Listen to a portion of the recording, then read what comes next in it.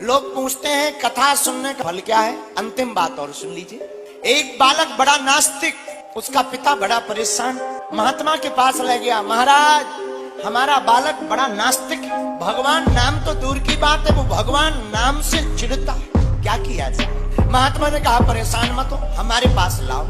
महात्मा के पास बालक को ले गए। भैया सीताराम बोलो। हम नहीं बोलेंगे। बालक बोला हम नहीं बोलेंगे, चाहे जो हो जाए। क्यों, क्या होता है बोलने से? महात्मा बोले कुछ नहीं भी होता है तो एक बार तो बोल दो। बालक बोला हम नहीं बोलेंगे।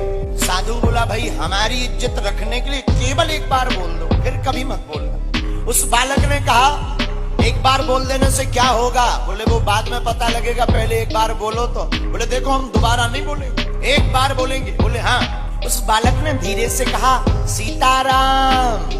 महात्मा जी बोले बन गया काम। बोले क्यों, क्या काम बन गया, क्या हो गया? महात्मा जी बोले भैया इसका पता अभी नहीं लगेगा, जब तुम मर जाओगे तब पता लगेगा।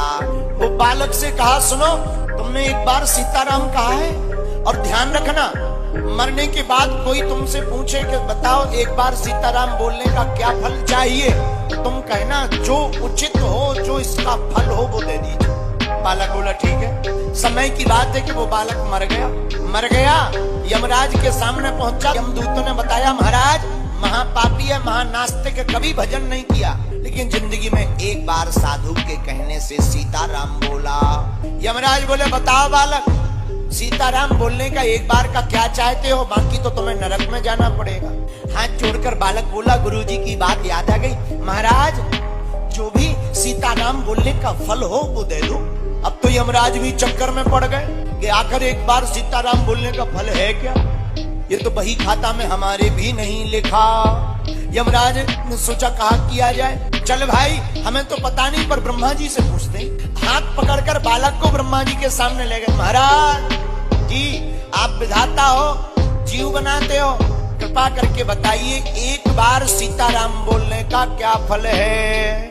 ब्रह्मा जी बोले ये तो हमें भी पता नहीं है। क्यों? इस बालक ने एक बार सीताराम बोला है और ये जिद पर अड़ गया कि एक बार सीताराम बोलने का जो फल होता हो वो हमें दीजिए, ये पता नहीं चल रहा फल क्या है। तो ब्रह्मा जी बोले देखो भाई हम भी नहीं जानते इसका फल, लेकिन भगवान शंकर इसका फल जरूर जानते।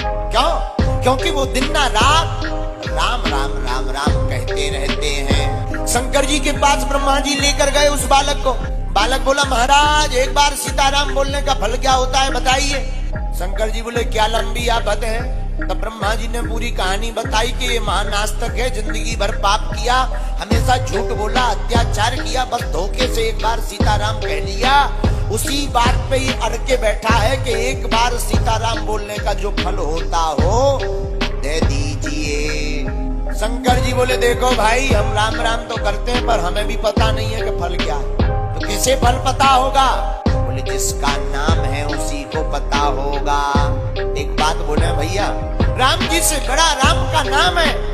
वो बालक भगवान विष्णु के सामने पहुंचा। यमराज पहुंचे, शंकर जी गए, ब्रह्मा जी गए। ब्रह्मा जी ने पूरी कहानी भगवान विष्णु को बताई। महाराज एक बार सीताराम बोलने का फल क्या होता है इस बालक को दे दीजिए। विष्णु भगवान बोले वैसे तो तराजू पर तौलकर आज तक हमने फल देखा नहीं कि सीताराम एक बार बोलने का फल क्या है, लेकिन एक बात बोले क्या? बालक एक बार सीताराम बोलने का यही फल है कि व्यक्ति वैकुंठ आने के लिए हजारों साल तपस्या करता है तब वैकुंठ आ पाता है, लेकिन तुमने एक बार धोखे से सीताराम कहा तो तुम ब्रह्मा और भगवान शंकर के साथ वैकुंठ चले आए। इससे बड़ा क्या फल हो सकता? तो स्वामी श्री तुलसीदास जी महाराज कहते हैं कलयुग में केवल भगवान का नाम ही सार है।